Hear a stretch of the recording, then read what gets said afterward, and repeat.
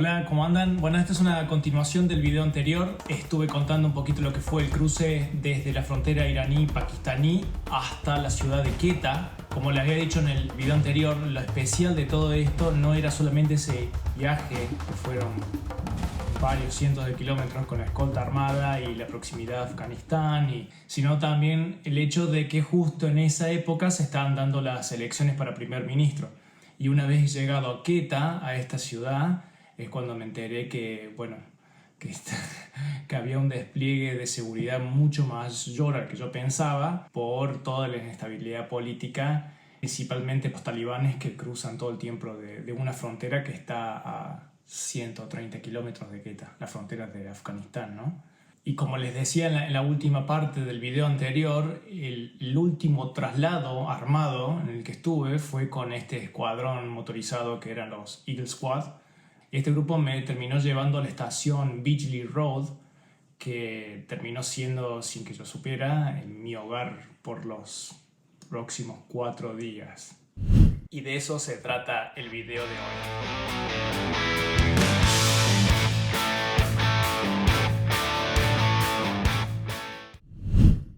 Bueno, mi parada en Quetta no era algo que yo quería o había planeado, fue algo que en realidad es obligatorio para todo viajero que viene desde el oeste, en este caso desde Irán, porque es el lugar donde uno tiene que tramitar el certificado o el permiso para poder continuar para el resto de Pakistán. El certificado se llama NOC o Non-Objection Certificate, o en español sería como certificado de no objeción.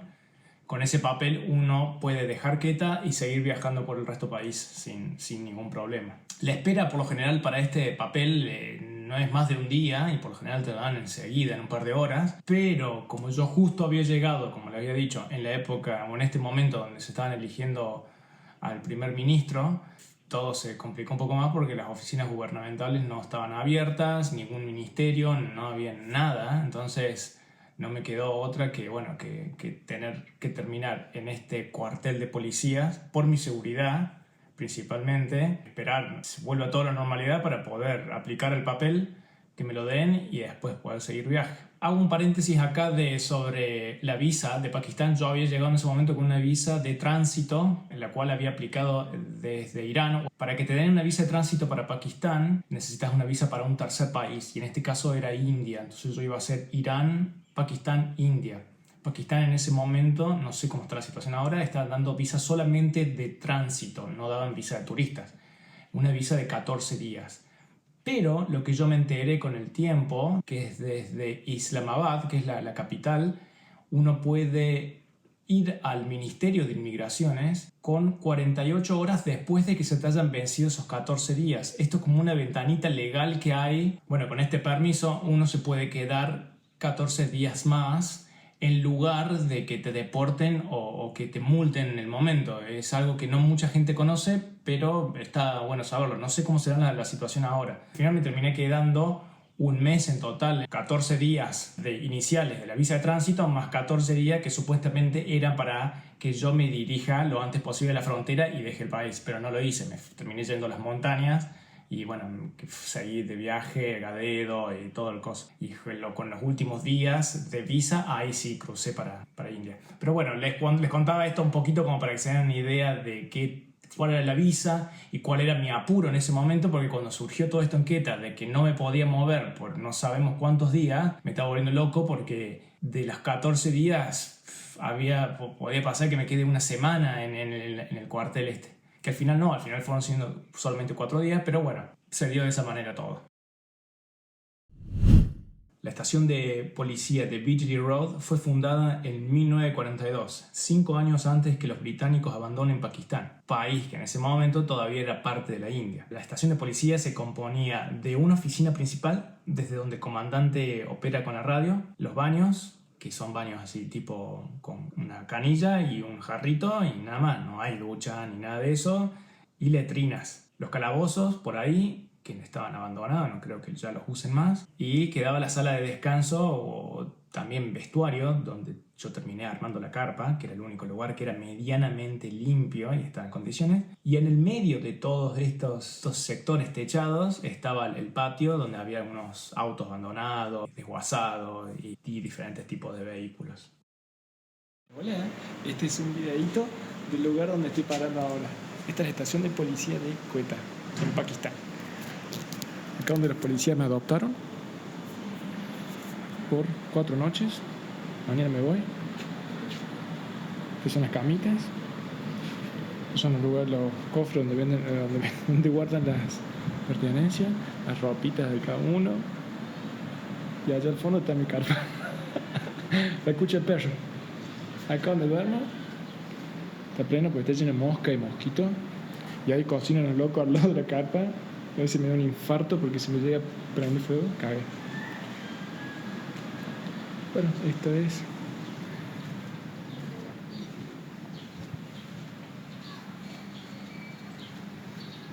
para el agua.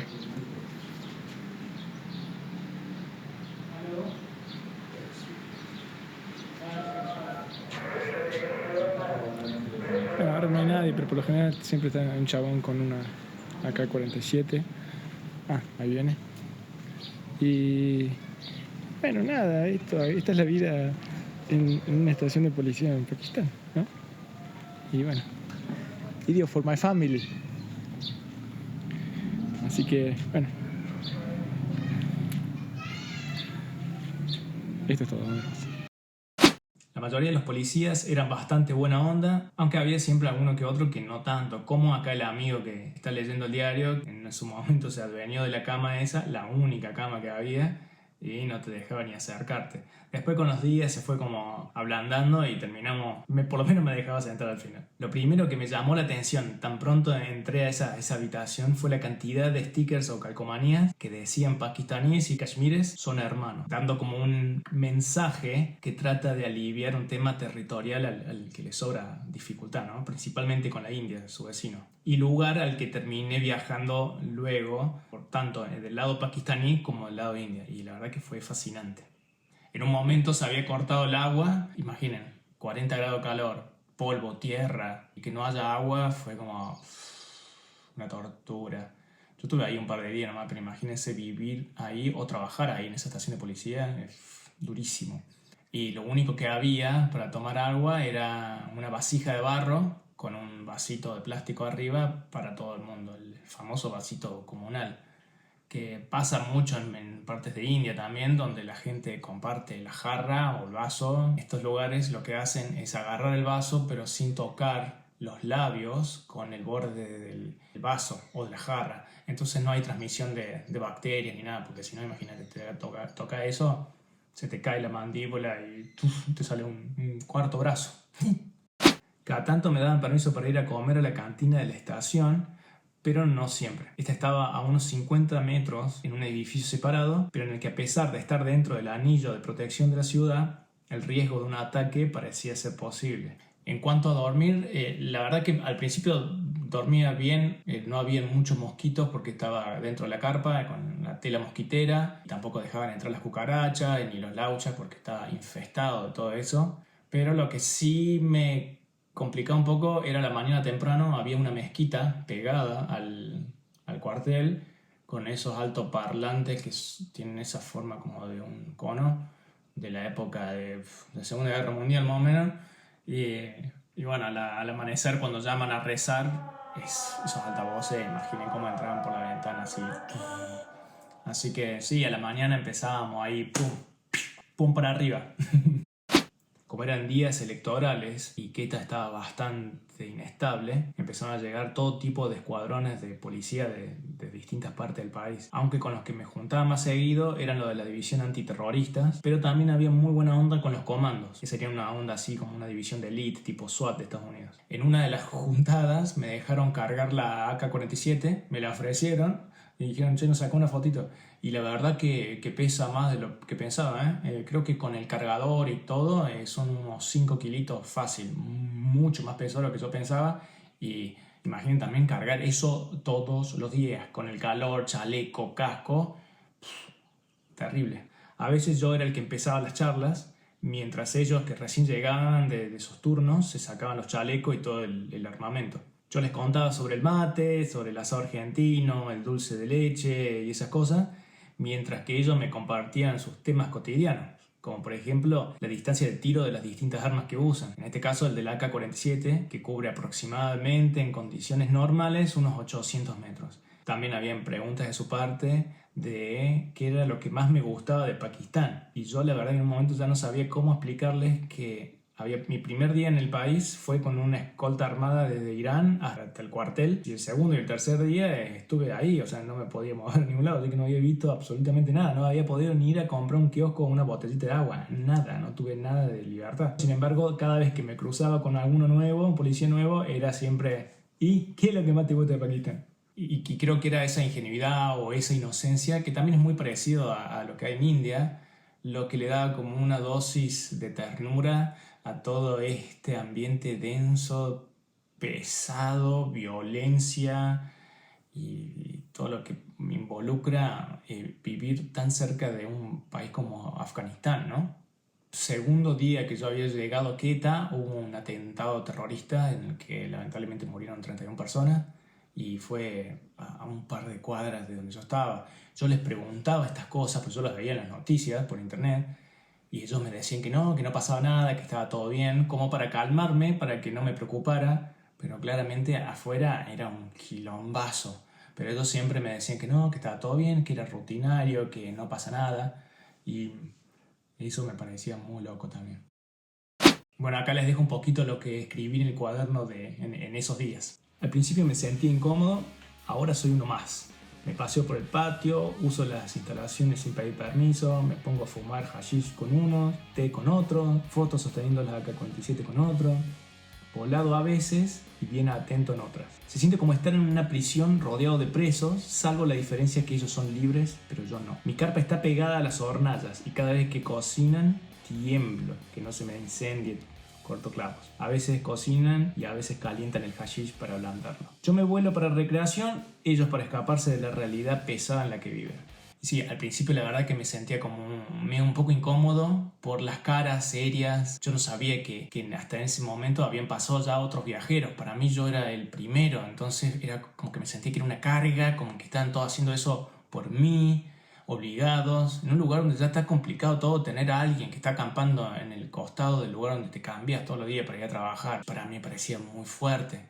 Pero después con el tiempo me fui enterando que no, que había habido muchos viajeros que lo hacen muy seguido, porque el único hotel, el que se llama Bloom Star Hotel, que está en Quetta, tuvo muchas quejas por seguridad. Ha habido como casos en el que los terroristas se han metido, han tratado de secuestrar extranjeros, entonces la estación de policía en la que estaba servía como un poco como un refugio para viajeros que pasaban de tránsito. Así que ya al final era como que estaba más relajado, yo me movía por las instalaciones, ya no tenía que pedir tanto permiso, me iba a sacar fotos, me iba a charlar con uno, me iba a tomar un tecito con otro, ya conocía a cada uno, ya había como una especie de rutina. Y así las jornadas iban pasando. Yo ya me había hecho parte del día a día de ellos, como ellos del mío. Mi rutina diaria era a la mañana escribir un poco el cuaderno, terminar algunos posteos de mi antiguo blog de viajes, almorzar en la cantina del cuartel, charlar de la vida con el comandante mientras la radio explotaba, después me refugiaba del calor de la siesta y a la tardecita ya largábamos con unos tecitos y al final una buena charla con los diferentes grupos que iban volviendo de terminar sus jornadas. Acá les dejo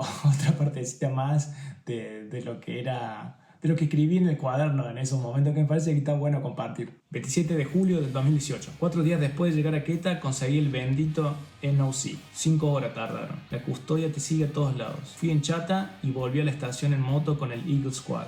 Es una peli esto. Creo que encaro para el Kashmir pakistaní. Los canas me pasaron muy buena data. 4 días después de estar ahí en este cuartel, que se hicieron la verdad muchos más. Yo sentí que hacía como 2 semanas que estaba ahí metido. Al principio fue bastante duro e incómodo, pero después se terminó haciendo mucho más ameno y hasta lo empecé a disfrutar. Se había creado una rutina en la que yo disfrutaba estar ahí con ellos, charlar honestamente, y ellos también. Entonces ya se había creado un vínculo bastante copado, ¿no? un vínculo con dos realidades diferentes, ¿no? La de un viajero que está por de paso nomás, con gente, con oficiales que están todos los días arriesgando la vida afuera, ¿no? Que están laburando en un lugar donde es heavy, ¿no? Es complicado. Y bueno, ese último día me saludé con todo el mundo, abrazos y demás. Y fue el último viaje motorizado con el Little Squad hasta estación de tren.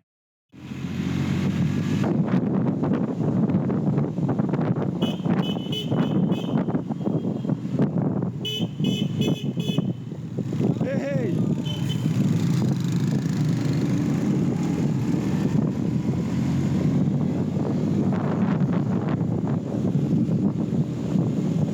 Foto.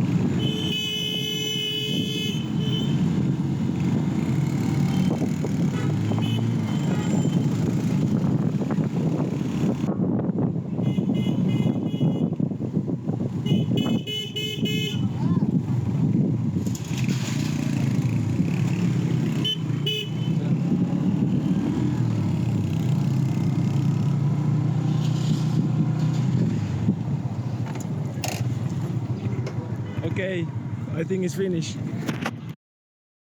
Y de ahí ya agarré un tren también con escolta, en este caso en los vagones en los que estaba. Y eso fue prácticamente todo el viaje que hice desde la frontera con Irán hasta prácticamente hasta Faisalabad, siempre con escolta armada. Bueno, espero que les haya gustado el videito y hayan disfrutado un poquito de lo que fue esta segunda etapa del viaje por el sur de Pakistán. Creo que valía la pena compartirla.